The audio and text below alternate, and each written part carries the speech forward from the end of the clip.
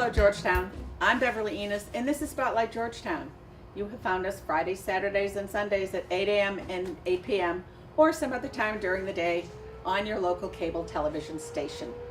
I say your station because it is, and if you'd like to learn how to run equipment or come and play with the cameras or the computers, it's kind of a fun place down here. So if you want to do something like that, please let me know, and we'll make sure that it happens. Today we're talking to Detective Derek Jones, and we're talking about what goes on in the summertime here in Georgetown and how the police can give you a hand in getting through the summer safely. So thank you. Thank you for being here. It's great to be here. Okay. Thanks for having me. You live in Georgetown now? I don't live in Georgetown now. But you did? I did. Okay. Moved here when I was 16. It was quite a while ago. A kid. Yeah, I'm 42 now, so it's a while back. I probably lived here 10, 12 years at that time. Is that when you first came on the department? No, I came on the department, let's see, 2002. So you almost left 14 town and years. then came on the department afterwards. Came back, That's yes. interesting. Yeah, well, I knew the town, I knew a lot of people here, and it's a great community, so Okay. You have a family? I do. I have a wife and two daughters. They're 11 and 13. Ooh. Yeah. Fun ages. Oh yeah, it's braces time, so. Oh yeah. Oh yeah. Wonderfully fun ages. It's going to get better. Oh, good. Sort of. Right. Sort of. Now, today we're talking about obviously the police department. How do most people get started in the police department here in the town of Georgetown? Well, the town of Georgetown, we either hire an employee as a dispatcher, and then after working dispatch for a while, they can put themselves through a part-time police academy, which is called the Reserve Academy. Okay. Or you can just come in, already gone through the Reserve Academy, and start working patrol for us part-time. But either way, basically employees at some point to do patrol work, they have to go through the Reserve Academy, which they pay for themselves. Okay, that was so Yeah. Reserve Academy, they have to pay for themselves, Correct. which means they really are focused on working for the Georgetown Police Department. Correct. Okay. Yeah, it's like $2,500 academy fee, and And how long is it? it gets longer and longer every time. It's weeks. It's weeks. It's weeks. Which means they have to give up their day job or. Not so much. Okay. They just have to find time to go when it's scheduled. But there's a process for us at Georgetown Police where if you want to be hired as a reserve police officer, we put you through either an oral board and or a physical agilities test. So yeah, it's not as easy as people think. So we make you work for it because we do want the best of the best. Physical agility test. What's Pretty much. involved in that? That sounds scary. Well, no, it's not scary. It's just it's a certain amount of push-ups in a certain amount of time.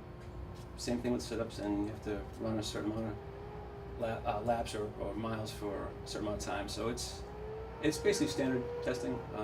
Like a military type of. More police academy geared. Okay. But again, we pride ourselves on hiring quality people to do quality work. So because we're a nationally accredited department, we take pride in that. So once somebody's a reserve officer, Yes. and we do have some that have been through the years reserve officers and dispatchers at the same time. Correct. Okay. So once somebody's a reserve officer, then they have to wait for an opening in the full-time department? Correct. Whether somebody is resigning, retiring, whatever it may be, as a full-timer, that spot needs to be filled, and they have to go through the process again, whether it's oral board and or physical abilities test. Yeah, oh yeah, and then they break it down, and the top of the list goes to the full-time academy, and And that's a full-time, yes, daytime, you cannot be working another job type correct. of thing. It's Monday through Friday, all day long, and it's about 6 months long. 6 months now? Yes. And where is that held? Was several locations for the academy. The closest one probably Haverhill now, and one in North Reading. Oh, that's not too bad. Reading. 6 months, every day, 5 days a week, 8 hours a day. Yes. Wow. So when somebody comes on as a full-time officer, they're very, very qualified. Oh yeah, they're in shape. They have all the training with all the laws and everything. So yeah, they're ready to go. Is part of this EMT training and stuff like that too? This is first responder training. First responder training, which okay. You have to be certified in first responder to be a police officer. So. All right, because if anybody, it calls 911 or things which we'll talk about in a minute, but the first person to show up is a police officer. Usually it's a police Usually, car. because we're already out there on the road. Yeah. Usually the fire department guys are still at the station, so we're out there a lot, and we usually get there first. Now, in New England, we call them cruisers. We- And we're the only part of the country that calls them cruisers. Pretty much, yeah, I think so. And I don't know where that started, but I wish I knew too. okay. Even sometimes I find it's funny when I talk to people, cruisers. You mean patrol car? No, I mean cruisers. So, Yeah, it's different. And one of the things that also changed in Georgetown and a lot of the other towns I've noticed is we've gone back to black and white patrol yes. cars Yes, that's the classic. instead of the blue and white or the white or Right. And it's just to go with the classic police look. It has nothing to do with intimidation look or touchy-feely look. It's just it's something that we like to stick with tradition and be classy looking, so to speak. okay. And years ago they were called black and white. Yes. So it has to be black and white. Correct. All right. So that's another one. Now, communications and dispatch. We have a relatively new system in there. Yes, the communication center is about 4 years new. We have advanced 911 systems, and we actually have all our dispatchers are certified as EMD dispatchers, which means emergency medical dispatchers, where they have a flip chart for any serious trauma or whatever the event may be, where they can direct whoever's calling to perform CPR or do whatever, just to help that patient before we get there. So Okay. yeah, it's pretty extensive training. And I have a friend that's a dispatcher, and I actually spent the last couple of days with her on and off. And she's always taking more training, Oh, quite yeah. often online. Oh, Take yeah. another training online, take another test, Yes. get it certified, give it to the chief, and send it through the process. So this isn't something that somebody's just answers the phone. No, not at all. Yeah. Dispatchers have a huge responsibility for the whole town. They're responsible for taking the calls and getting the police cars there, the fire department there, the ambulances there, whatever it may be, and to also, like I said, give instructions on how to help the patient. And they have a lot on their shoulders, so we make sure they're well qualified. And there are times that we call it a communication center because sometimes there's a flood or there's hurricanes or so they Oh, yeah. may be calling out the water department or the highway department or there's been a deer hitting the road or Correct. Well, yeah, they're, like I said, they're responsible for the whole town. So even after hours, the light department's not open right now, so we answer their phone. The dispatcher will answer the phones for them.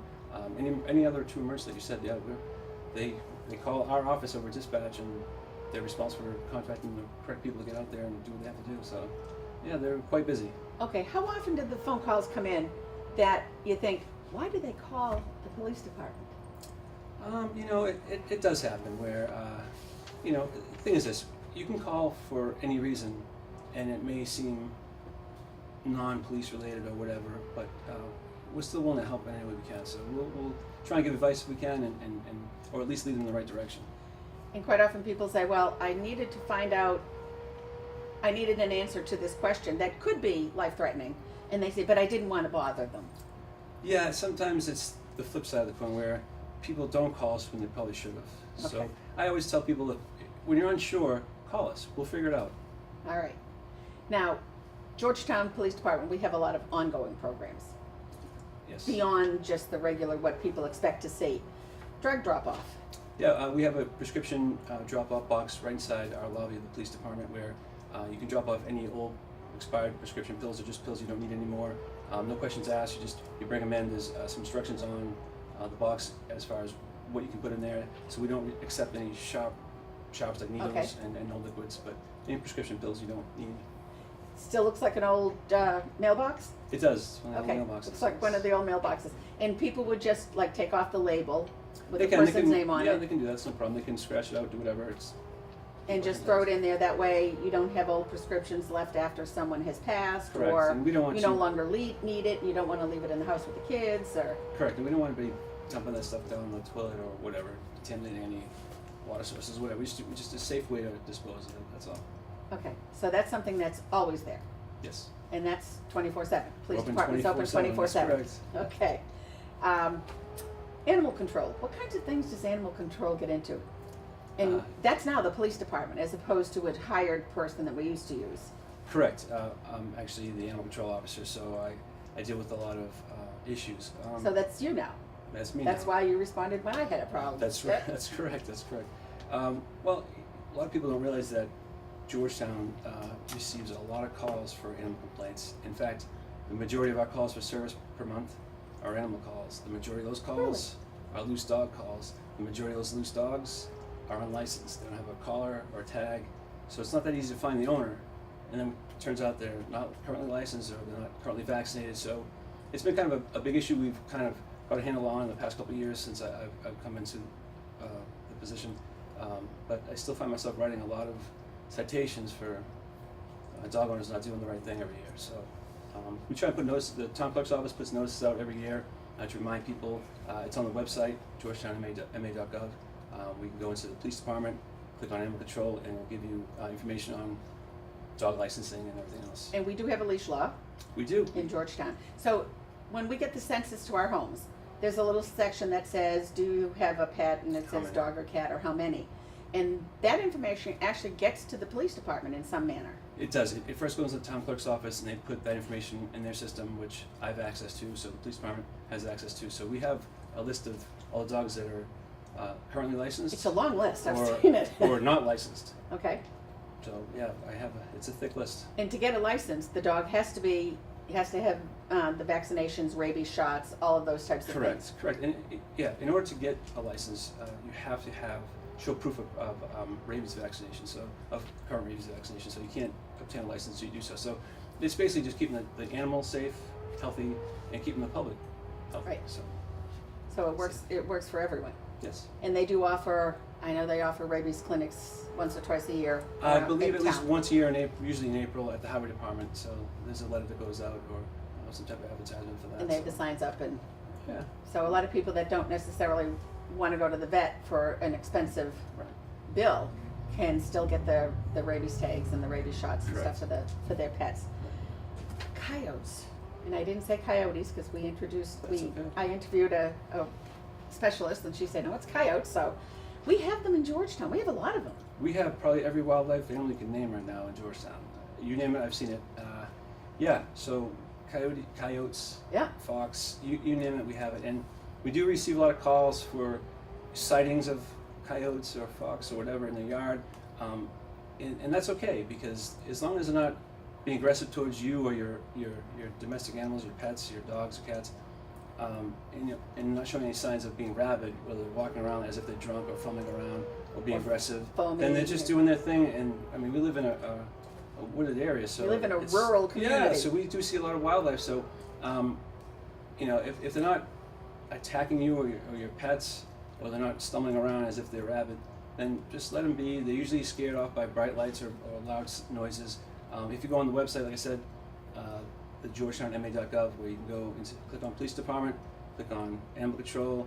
There's other links that brings up pages of what to do with or how to handle wildlife, specifically coyotes, raccoons, and whatnot. So And as long as they're not really bothering you, it's okay to look and say, Yeah. oh, isn't that a pretty fox? yeah, just I wouldn't walk over to them unless because wanna they, walk they, over, they pet could, them. they could have a litter or babies with them, and you don't want to. Oh, true. They could be protective at some point. So, but again, loud noises, bright lights, and there's ways to maybe not attract them towards your home, like don't have trash outside Okay. or any birds to eat or just any food, because that will definitely attract wildlife.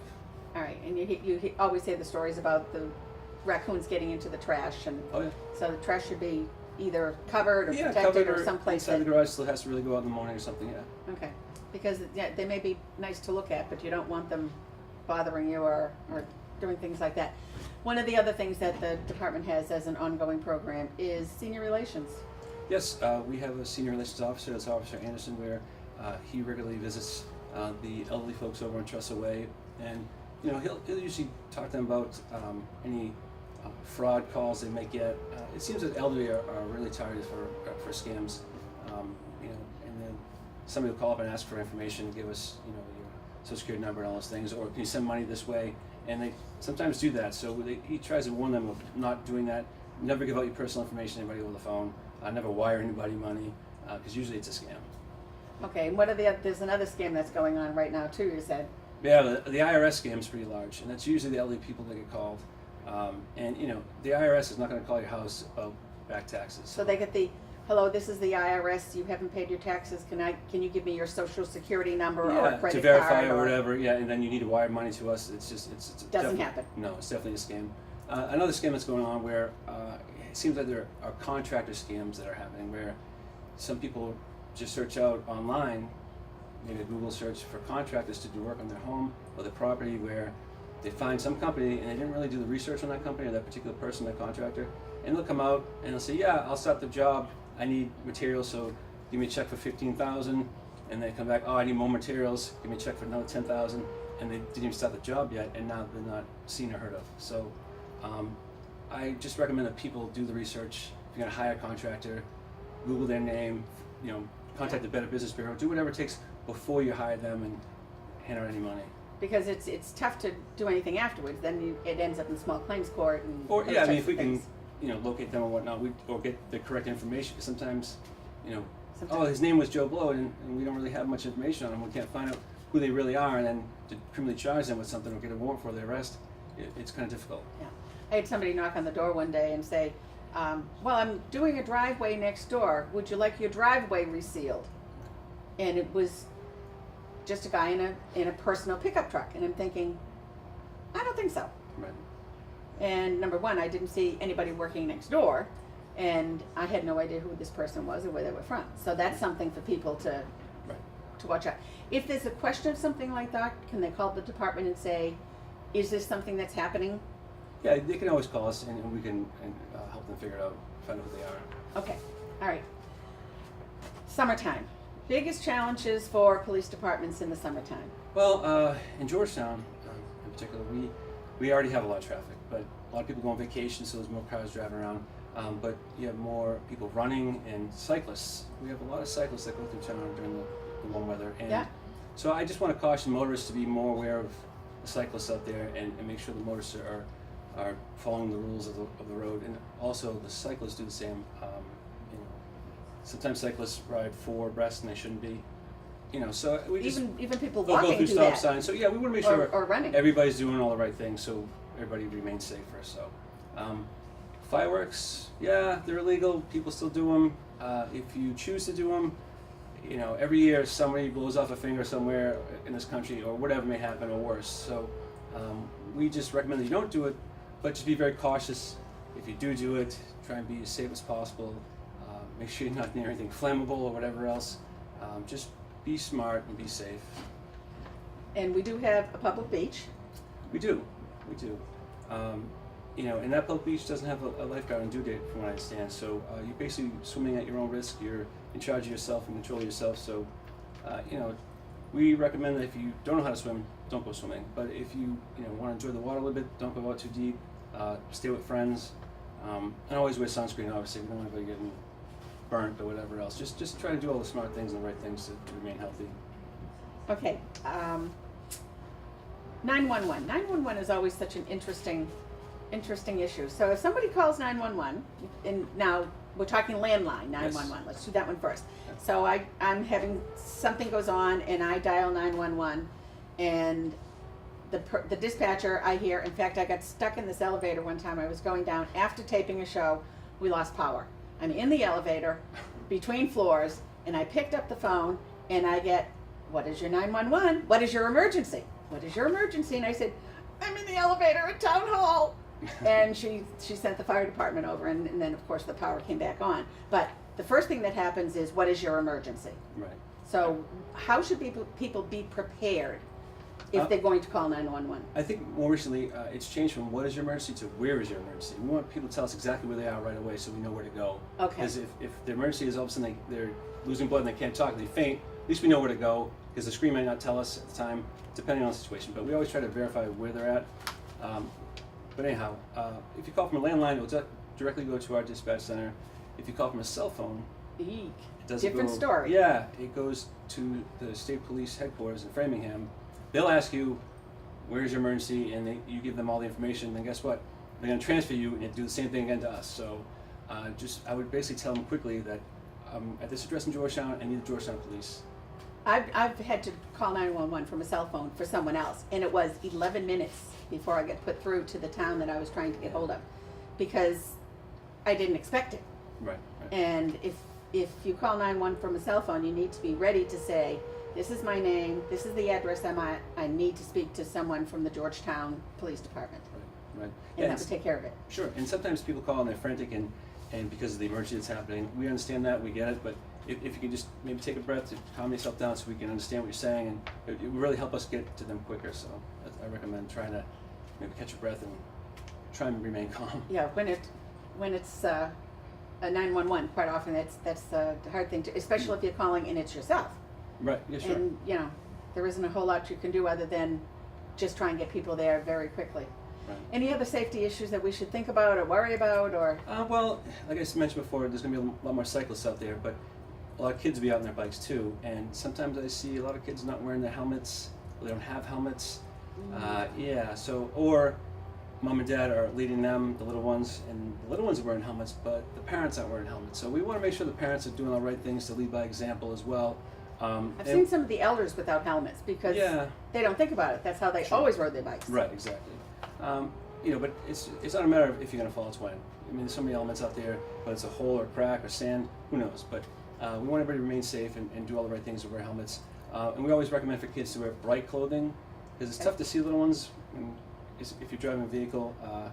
So if you're wearing bright clothing, we want every bicyclist and cyclist to be predictable. We want to be able to see them and know where they're going, so we just ask them to be kind of just very present with the colors that they wear or whatever it is. Runners and walkers, same thing? And a lot of people do walk in the evening time after work and it's cooler at night or whatnot. We definitely recommend wearing some type of reflective clothing for headlights or bright clothing, one or the other.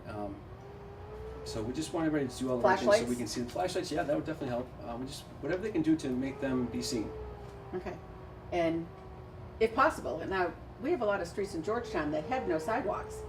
That's true. So they have to be careful as far as staying off the driving part of the road. True. And if you can step off the road onto someone's front lawn for a moment, that shouldn't be a problem. Okay. All right. Now we also have bike patrols. We have a lot of different types of patrols other than just the cruisers. Correct. We have motorcycle patrol. We have mountain bike patrol.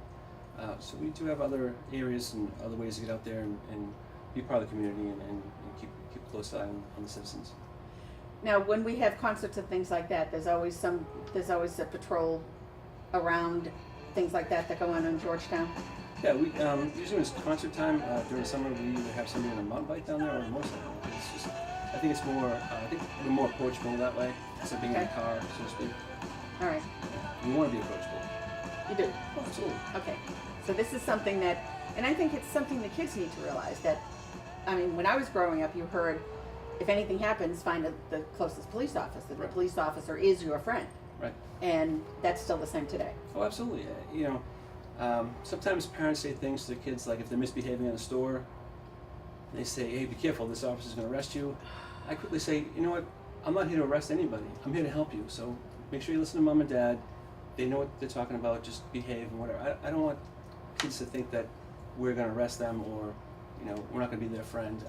I think it's sending the wrong message. So I always remind kids that we're here to help. That's what we do. That's why I became a police officer, to help people, not to arrest the bad guy or give mom or dad a speeding ticket. It's not what it's about. What's the best part of being an officer for you? For me, it's helping the citizens of Georgetown. I grew up in this town, so to speak, and I know a lot of people here, and it's a great community, and it's just, when I can help somebody, even just one person at the end of the day, it's very gratifying for me. So, and being a detective now. That was the next question. Yeah, I'm helping a lot more people with a lot more serious things, and there's nothing like that gratifying feeling at the end of the day. So. We're very lucky in Georgetown. We've always had a great police department. We've had some great chiefs and great officers and absolutely everybody on the staff. That's why I stuck around. Good, thank you. You're welcome. Thank you very much. I just want to add one thing. Sure. We do have a Twitter page and a Facebook page, so feel free to like us for any updates. Okay. Yeah. Everybody's going to all kinds of media now. Oh yeah. Very good. Thanks, Barry. Thank you. Thanks. Good to see you. Same here. Don't forget, if you need some help, call the Georgetown Police Department, and if you are in a crisis situation, call 911. I'm Beverly Enos. You're watching Spotlight Georgetown. Thank you for joining us today. Bye for now.